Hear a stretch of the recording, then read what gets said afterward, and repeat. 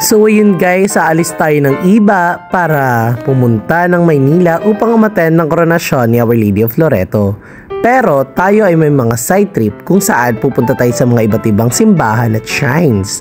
At una sa ating listahan ay ang Minor Basilica of the National Shrine of Our Lady of Mount Carmel sa Broadway Avenue, New Manila, Quezon City. Ganda tas nakalabas pa yung karosa na ginamit nung IGMP. Ayan, makikita natin ang ganda ng basilica. Ang laki, grabe. And ayan ang loob.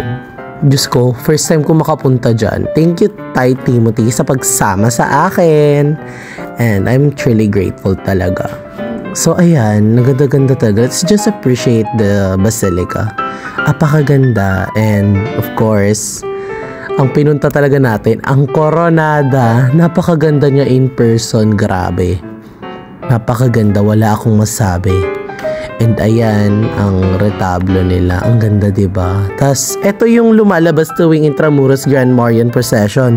Tuwing unang linggo ng Disyembre nilalabas to. Ang Seat of Wisdom image. Nagawa rin ni Maximo Vicente. And ayan, ang ganda talaga ng church nila. And ayun, sasakay kami ngayon ng train, and first time ko makasakay, nagulat ako na grabe, ang daming pogi! Ang daming pogi! Kaloka, talagang magmamanilang person na to. And ayan, naglalakad na kami papunta ng Basilica Minor naman ng Nazareno sa Quiapo, Manila. And ayan, sa plaza nila ang daming nagtitinda, grabe.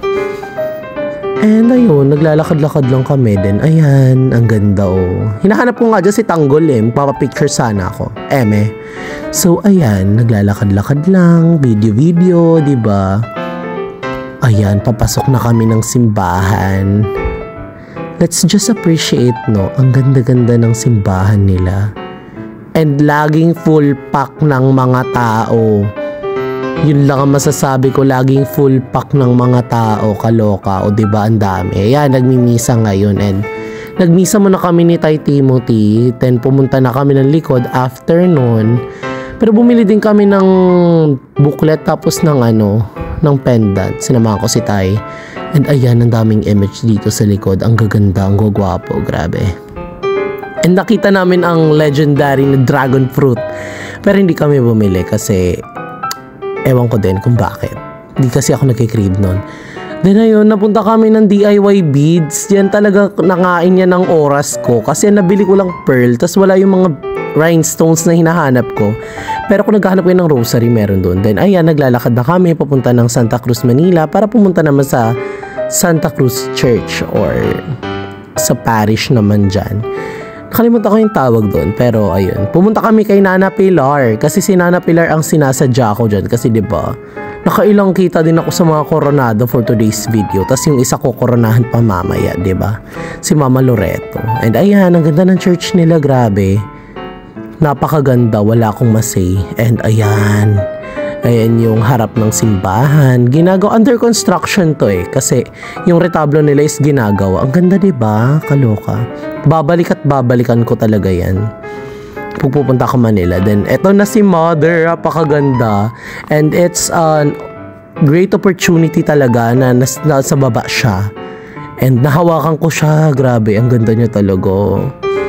Tignan mo, like, oh my goodness, Lord, patawarin niyo talaga ako sa lahat ng mga kasalanan ko. And ang ganda nun. Then now we're on our way sa Shrine of the Holy Face of Jesus. And ayan, naglalakad kami. So ngayon guys, nandito tayo sa Shrine of the Holy Face of Jesus sa Hidalgo, Quiapo, Manila. At alam nyo ba na dito rin nakalibing ang foundress ng Sister of the Holy Face of Jesus na si Mother Therese L. Vicente, HFJ, ang anak ng sikat na mangungukit na si Maximo Vicente Sr. At alam nyo rin ba na siya ay isa din sa katuwang ng yumaong Madam Rosalyn E. Magsaysay sa pagpapalaganap ng debosyon kay Napon Bato. And now, andito na tayo sa Basilica Minor at Parokya ni San Sebastian, the Iron Church and Shrine of Our Lady of Mount Carmel, the only and all metal church in Asia.